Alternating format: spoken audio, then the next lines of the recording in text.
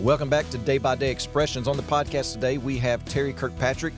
Terry Kirkpatrick and his wife, Grace, have this beautiful farm outside of Hope, Arkansas. But we had talked about earlier that you were in Hope at the Extension office as a nematologist, okay?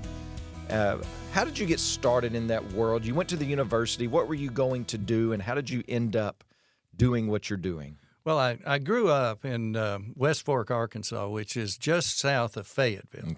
Okay, now Fayetteville is where the University of Arkansas is, so there was never really any question about where I was going to go to school. Right. You know, my folks said, you can go anywhere in the world you want if you get a scholarship. Otherwise, you're going to Fayetteville. Well, I didn't get a scholarship, so I went to Fayetteville.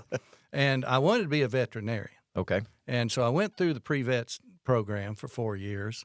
But economics, during that time, I wound up with 2 young children, and economics kind of intervened at that point.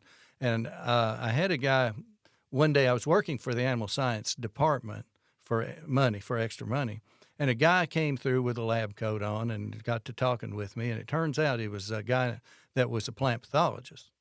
And he said, what are you going to do? I said, well, I'm going to be a vet, I think, but vet school's pretty expensive. Yeah. He said, well, you know, you can run up $100,000 debt going to vet school, or you can come over to my lab and work for me, and I'll pay you. I'll provide an assistantship, which pays you to get a master's degree.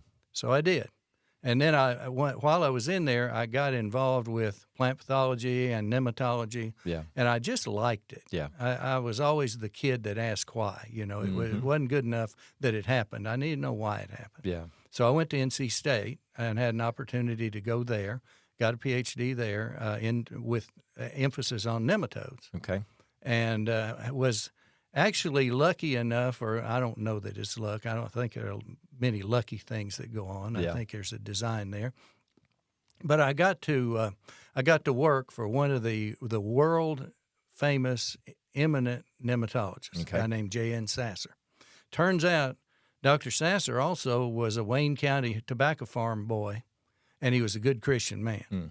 And he was like a second dad to me. Yeah.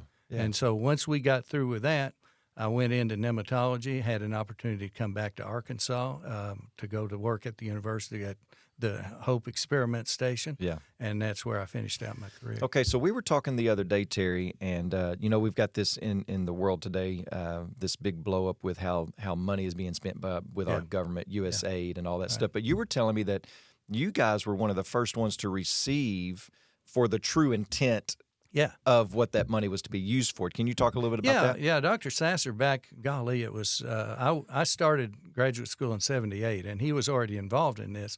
But he had a USAID program. It was the first $1 million grant that the Department of Plant Pathology had gotten anywhere. Yeah. And it came through USAID, which was a part of FAO at that time.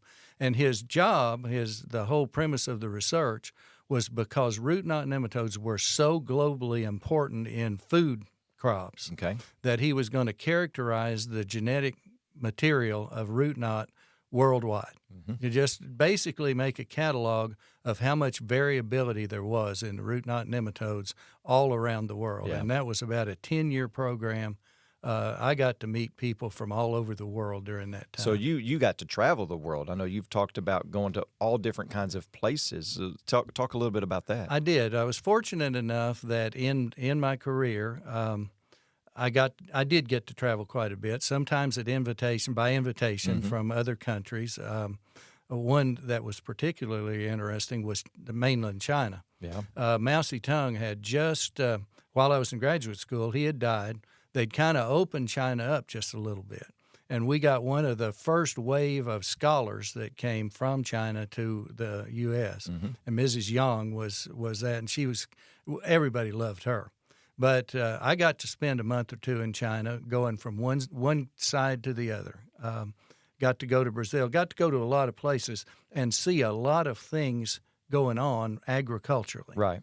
And many of those, the reason I went and the reason I wanted to go was because I felt like I had something that I could contribute to help those folks do a better job than they were doing. Yeah. Yeah. You were, I know that you have talked about kind of your passions and motivations for doing what you did in this world was to serve other people, to help them grow better things Yeah. for their people. Yeah, that was a motivation for going to the educational links that I did. Right.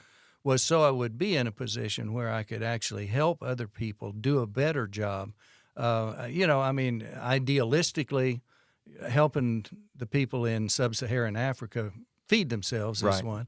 But even in the United States, I remember a friend of mine told the tobacco virologist at NC State, she said, I really don't want to work on tobacco. I'd rather work on a crop that feeds people. And he just smiled and said, tobacco feeds 6 million North Carolinians every year, you know. Yeah. And so even helping the local farmer down the road, Right. just whoever needed it, it was kind of cool to do it and see them adopt some of these things. Yeah. And even now you're still doing that. You're helping guys like me. I'm starting a garden this year. Yeah, boy, this is going to be a real challenge. That's too. right. You will meet your match now with all of this. But it's just cool to think that a scientist, a biologist, a plant pathologist, a nematologist, There you go. as we get all the way Right. down to it, that God can use that as a platform You bet. to take his people all around the world bet. to serve Yeah. others. And that's just one of the beauties of being a Christian is you have purpose, and everything has Yes. purpose in your life. Absolutely. It's great. Yeah, and so we're going to continue to talk about that and really kind of dig into the farming aspect and what's going on in your and Grace's life and how that blesses the community and just more about that. And so till next Monday, come back and find out more.